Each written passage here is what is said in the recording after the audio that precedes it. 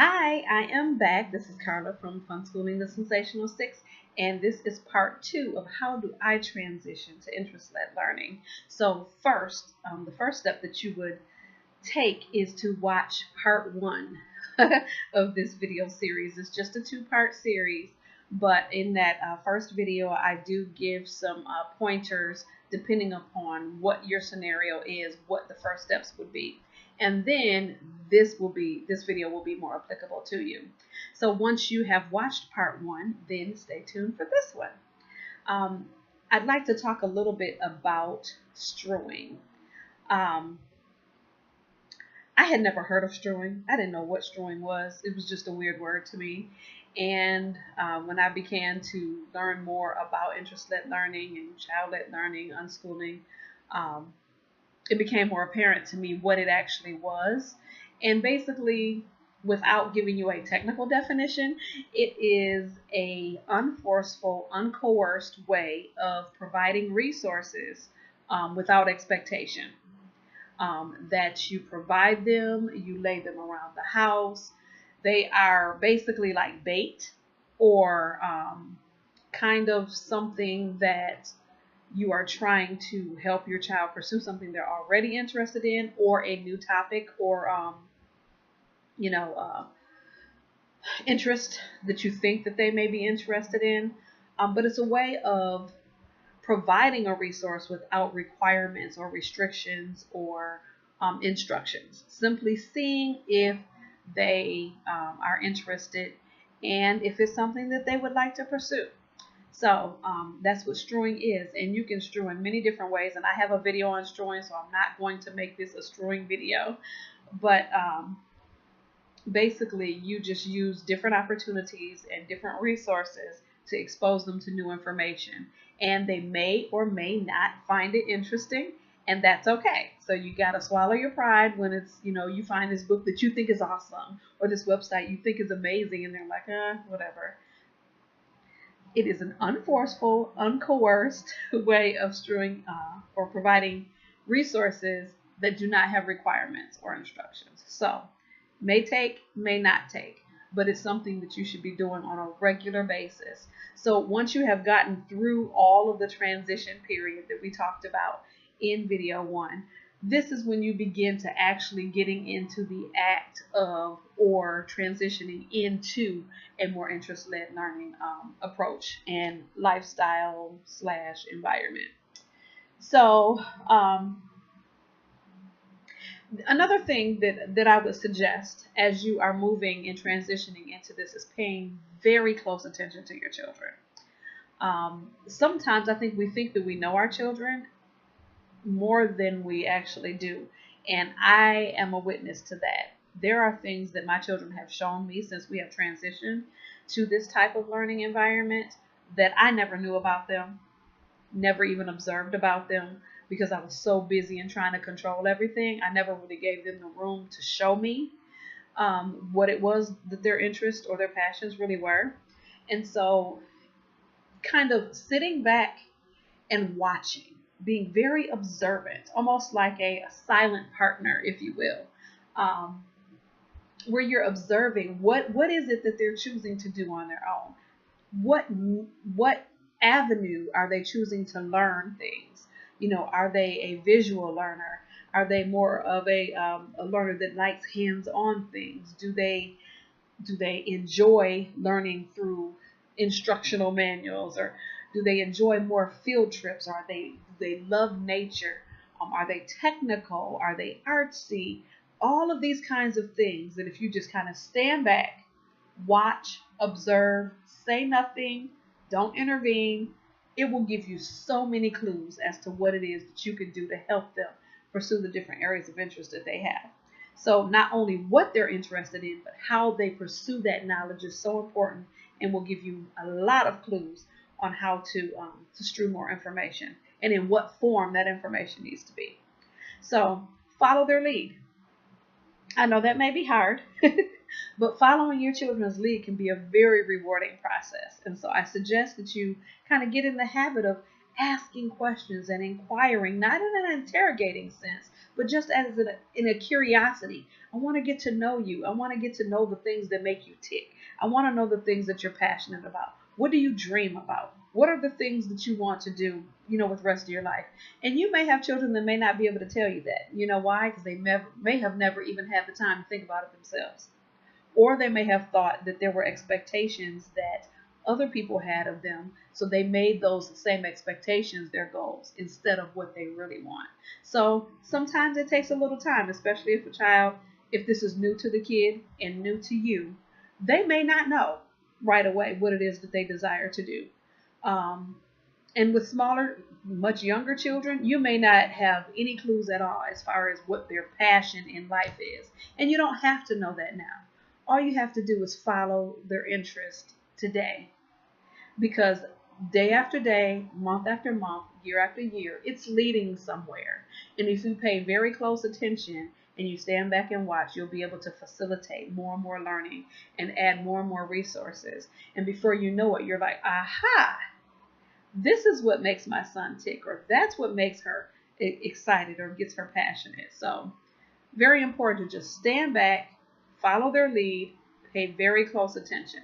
It is going somewhere, even though all of the things that they may be interested in may not have anything to do with each other, may not make any sense at all. It's going somewhere. Just be patient. So constantly be on the lookout for new resources. Find resources in multiple forms. Again, because children and just people in general, even ourselves as adults, we learn in different ways. Everyone doesn't learn in the same way. And so the same information in two different ways may appeal to two different people. So in video form versus book form versus a field trip versus a hands-on experiment, every kid is going to be different. And so the more and more you pay attention to what they do on their own when you're not intervening, will give you clues as to what kind of resources will be more attractive to them, and they'll be able to learn more from. So it's important to always keep your eyes open for resources that would be of interest to your children. And I'm doing that constantly. And it is a big job because I have 6 children. And so I'm always looking out for things that would benefit each and every one of them in the different areas that they show an interest. And yes, their interests do change and evolve and turn into something different that I may not have ever expected. But as their interests change and evolve, I change and evolve with them. So when they change directions, so do we. We don't say, oh, when you were 8 years old, you decided you wanted to be a doctor, so you can no longer be a doctor. I don't think that any time a child spends on any topic, passionate or interested in any particular genre, that it is wasted time. I don't think that anything that they can learn is a wasted opportunity. It's all going somewhere. And if you can trust that process, you'll begin to see how all of the things over time add up and really build up to something specific. So very important to just trust the process. And I'd like to interject this because over the years, I've had a lot of people ask me or tell me that it doesn't work for them. And to be honest with you, if someone says it doesn't work for them, it's not because it doesn't work for the child. Generally, under most circumstances, it's because the parent is not willing to give up control. The parent is not willing to let the process work or to give it time to work. This isn't something that happens overnight. As soon as you decide, oh, we're going to do interest-led learning this year, and in a week into the school year, if you go by a school year calendar, and you say, oh, this isn't working, then it's not going to work. Trust me, it's just not going to work because you haven't given it a chance to work. Just like anything else, it needs time, it needs commitment. You're going to fall on your face sometimes. You're going to make mistakes sometimes. Your children need time to adjust to it. It is simply different than the mainstream way of thinking in our society today. So in order to make that transition, you're going to have to give it time to work. It's not going to happen overnight, but if you stick with it, you'll begin to see amazing things happen. Trust me. I know. It's all leading somewhere.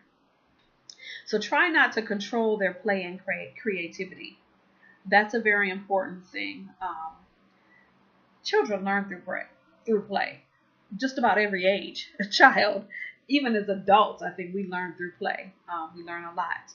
And if you've been to a business seminar or a motivational conference or anything like that, you see they use games and ways of playing to get you to understand concepts and things of that nature. Play just simply frees people up to be themselves and opens up their mind to new concepts and thoughts. And that is what our children are created to do.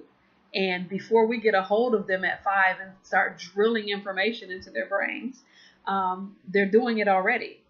And so if we just continue to allow that natural learning process to take place as facilitators, as guides, of course, but allowing them to take the lead in the ownership of their education.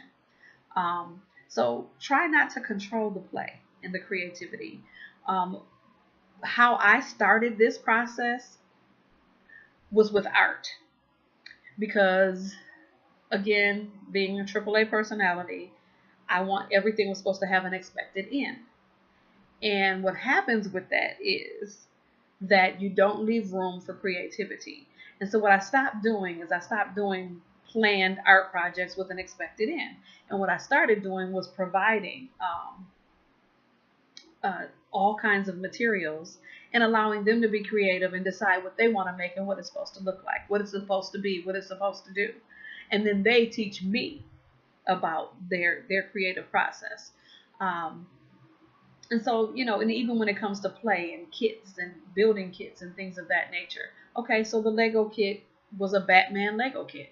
Does that mean that I have to build Batman with this Lego kit every time I play with it? Or can I create something else? Can I be, innovative and do something different with it? So try not to control that play and that creativity time, because it's very important that they have the ability to exercise, and explore without that control. Allow them to solve problems on their own. I have learned to do this in math, science, all kinds of things. When my kids do a lot of science projects, we are a science family, all kinds of science. And some of my kids are passionate about certain kinds more than others. I have my favorite types of science, but overall, we are a science family. And many times we will be doing something and we hit a roadblock. We'll be doing an experiment and it doesn't turn out right. You can't always come to your children's aid when they have a problem. And I love what they learn when they learn to problem solve on their own. And so when they come up against problems in, when they're doing a chemistry experiment, or maybe it's cooking or whatever the case is, helping them figure those things out on their own, asking critical questions, but making them come up with the answers, is a more hands-on way of doing things than solving all their problems for them or taking control of it yourself. So very important that you allow, your kids to solve problems on their own. So use the things you do every day as learning opportunities. Cooking, shopping, lawn work, laundry, things around the house. And a lot of homeschoolers do these things anyway, but when it comes to hands-on learning, these things you kind of take it to a whole nother level. And these things kind of become part of your learning experience daily. So my kids are at my feet in the kitchen or my husband's feet in the kitchen every day. And we are using that opportunity to talk about measurement, to talk about math, to talk about science and chemistry and the things that make our meals what they are. Different, how water and oil mix, and how, all of these ingredients come together to build one taste, and all of these kinds of things. We're constantly having conversations with our kids about the things that we do every single day. And so it just makes for an environment where they are always learning something. And it may just simply be through a conversation that leads to getting a book out, that leads to, Googling more information, or getting information from YouTube, or organizing a field trip. So one question can lead to all of those things that will lead to a whole body of knowledge for all of us to learn. So I find myself learning alongside my children more now than I did before.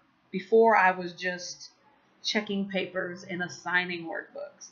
But now we are in this together. We're all learning together, and it is a really, really special. It's a special time to spend with them, and I enjoy it immensely. So use the things that you do every single day as learning opportunities. And the more and more you get into this lifestyle, so to speak, um, the more you will see learning opportunities in everything. And, I can't say that before we transitioned into interest-led learning that I noticed so many learning opportunities. But once I did, everything around me was an opportunity to learn, to the point where I have to shut it off sometimes and say, okay, I'm going to let them explore, but mommy needs downtime.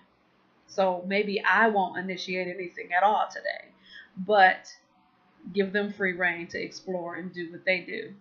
Um, so, and if you want to learn more about our theme days that we do Monday through Friday, you can look at our theme day playlist. That would be helpful. So don't belittle their interest. This is very important because a lot of times people will say, well, all my kids will do, if I try to do this, all my kids will do is sit around and play video games. Okay, I get that. I do have a video on video games and TV if you're interested in watching that and what my thoughts are on that. But I will say this. There is something that your child is getting from the video games, and there's something that attracts them to the video games. And that doesn't mean that you just have complete access at any time for as long as they want. I'm not saying that. What I am saying is pay attention. Pay attention to what it is that they're passionate about, even if it is video games, and look deeper into it. You may have some kids that are into the graphics, and that may be a clue as to would they love graphic design. Maybe they would be into video game design. Maybe they would be into television production or film making, or you never know. And sometimes you have to ask in order, we have to ask our kids questions. I say, what do you like about this game? What is it that draws you to it? What is your favorite part of it? Asking those kind of questions and seeing deeper into something. Somebody may say, well, all my kid likes is cars. Cars, cars, cars, cars, cars. Well, you know what? That may be a very big clue. And you can relate history, science, writing, reading, art to cars. You can come up with all kinds of resources that will help your child delve into the world of cars, or delve into the world of trains, or video games, or whatever it is that they're currently passionate about. So don't belittle their interest. Jump into their interest with them. Dive into their interest and figure out what it is that makes them tick, what it is that attracts them to this particular thing, and how you can help them develop that. Because as I have said several times during this video, it's all leading somewhere. And though it may not make sense now, and it does not connect, okay, my son likes video games and trains. What do they have to do with each other? Sometimes they have something to do with each other, sometimes they don't. But it's all leading somewhere. And if you trust the process and you continue to strew resources and support that interest, you never know where those things will lead. So very important to consider those things. I hope that this was helpful for you. These are some things to kind of get you started in developing the environment of interest-led learning in your home, so that you can begin to see the magic work, because it is an amazing thing when you begin to see it and you're like, wow, what was I missing out on all this time? That's how I felt about it. Like I had missed out on so much those few years when I was not considering anything else. So hopefully this was helpful. If you have any questions, feel free to ask me in the comment section below, or inbox me on Instagram or Facebook. Be more than happy to help. And you have a good evening. Bye-bye.